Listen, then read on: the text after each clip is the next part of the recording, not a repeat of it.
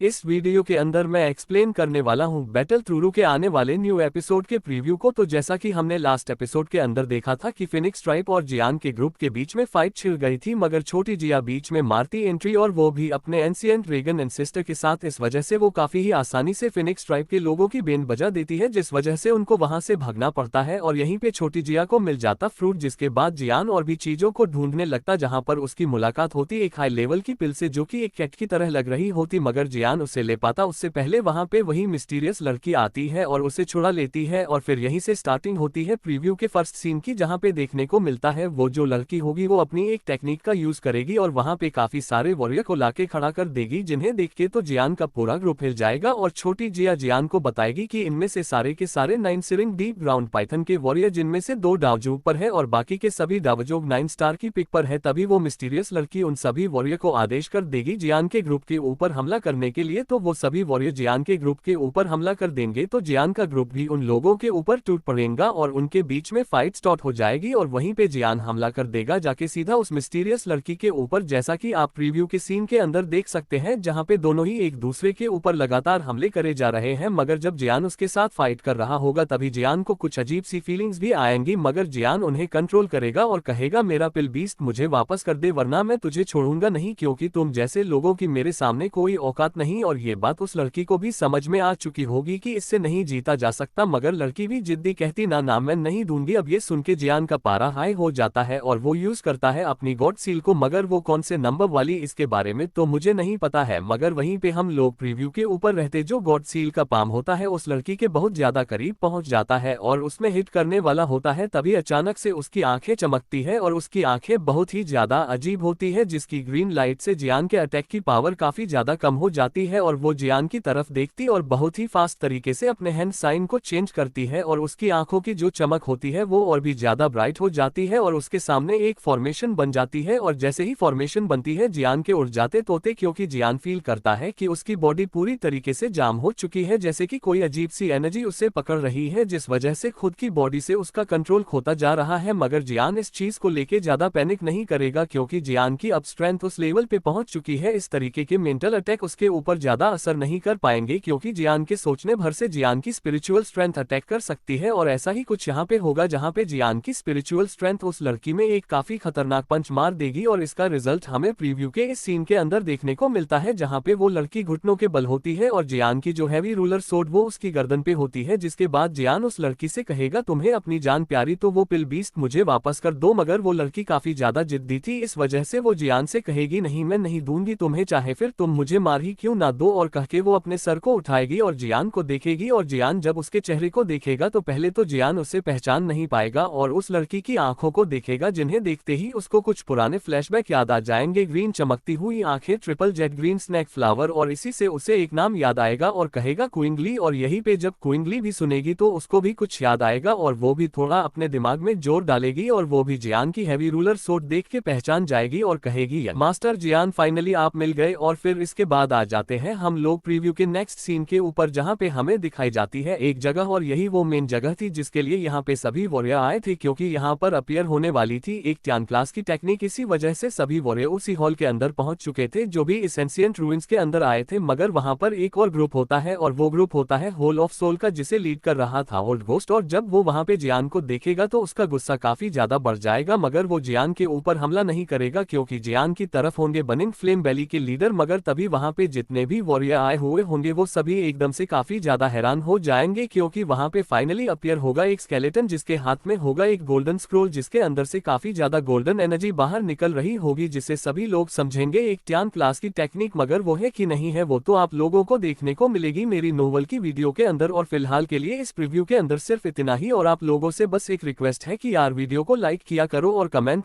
भी कर दिया करो, साथ ही चैनल को भी सब्सक्राइब कर लो, क्योंकि इसमें मुझे थोड़ी सी मोटिवेशन मिल जाती है। तब तक के लिए आप सभी को बहुत सारा प्यार।